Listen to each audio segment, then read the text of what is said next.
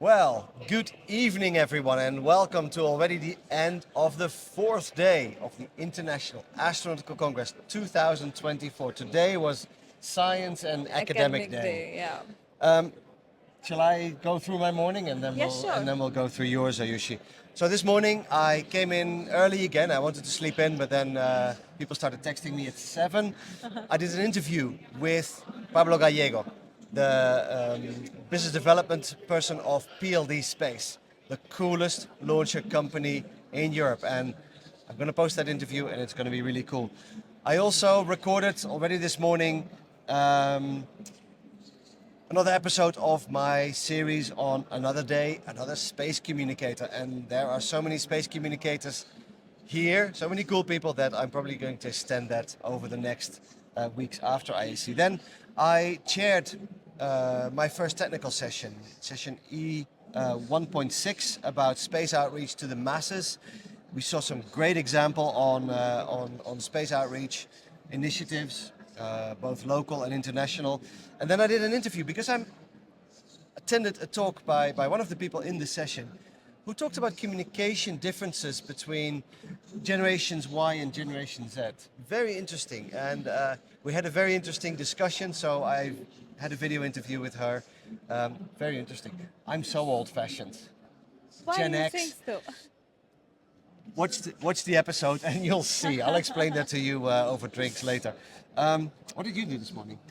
Well, my day today was a lot about just talking and conversations. So it was not, I think, as active a day, but it had a lot of conversation and so a lot of food for thought. I did not have any food today, just food for thought. Yeah, I haven't eaten anything I today. know, right? But that's becoming a norm for these exhibitions and expos. But anyway, so my day in the morning was just most of the time I spent right here where we are at the India Pavilion, the ISRO booth. I was talking to a lot of people here from the Indian space startup and trying to understand how has it been for them. Some of them have had some MOUs, some of them had interesting conversations and more customers. So I did that, trying to understand if it's been helpful for the industry people coming all the way. Then after that, I had a couple of interviews that I also did for my channel. And my idea with my interviews was to get at least five, because it was a 5 day conference, interviews with different people who are from different gender, different geography, and different, what was the third one? Gender, geography, and Generation. Look generation. at me. Yes. So all three, and that's what I was able to. So I had an interview with one lawyer, I had an interview with a veteran who's been in the industry for like 45 years, nearly half a century, and one with an entrepreneur, and all from different backgrounds, and I had a great time with So that. balanced. And I'm trying to be, I'm not otherwise. But I also had a very interesting conversation with the head of the Australian Space Agency, and we just chit chatted. I also have done an interview with him, which I'll be putting up out on my channel soon. So that was very interesting. And yeah, I also had a conversation with Mr. P. Veeramuthuval, who is the project director of Chandrayaan 3. Wow. And he is really the man behind all the tech there. And I was talking to him. He also had his session today at the technical plenary session. So yeah, that's how my day was today. Okay, Just a lot of excellent. conversation. Okay. And then we, well, apparently did not have lunch, as it goes here. In the afternoon, I chaired another technical session, also in the Space Education and Outreach Symposium, session E1.10, about space education, outreach, and workforce development in developing communities. And we had super interesting talks there from people from Australia, from Peru, from Nepal, from the Maldives, from Nigeria, from Slovakia, from Poland, and from Brazil, showcasing how these new spacefaring nations Yeah.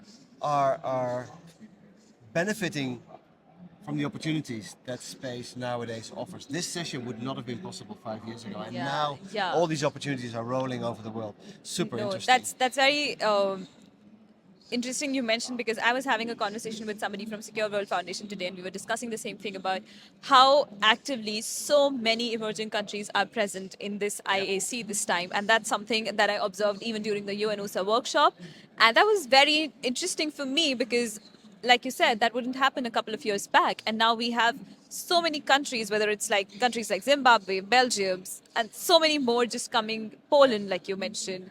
We have so many countries that are out there representing themselves that have an idea of what they want to do, and that's very exciting. And I'm trying to cover everyone's booth as well so that I can put that in my on my channel Well, later. there's 120 countries represented here. There's over 400 booths. Very difficult to cover can't all of them them, all. yes. Exactly. After that session, in that same context, I did an interview with a friend of mine from Brazil who organized the International Space University Space Studies program in 2023, who did an analysis of the international space events, noticing that almost 80 to 90% of the space events by the big organizers take place in North America, Europe, or Asia, and very little in the global south. So I interviewed her on that topic, and I'm going to keep an eye on that because that trend should change. Yeah. We should see more space events, Yeah. and that is relevant for spaceagenda.com, where you find all these events.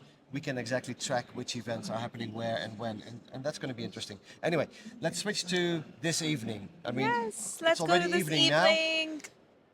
What are you doing this evening? I was not sure. We were all trying to plan something, but I think I might be able to join you and everybody for the most awaited night Join and everybody evening at at Yuri's night. IAC. Exactly. The place is empty. Where do you think people are?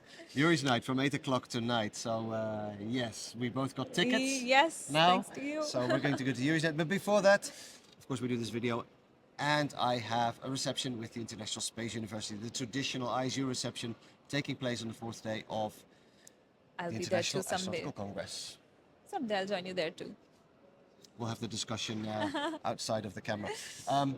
Yes, so that's it for us from day 4 of IAC 2024. Yes. We'll and have that, but we have one more day to go. Tomorrow is the closing day. Tomorrow's public day. It's Yes. going to be super crowded here. We won't be able to film here.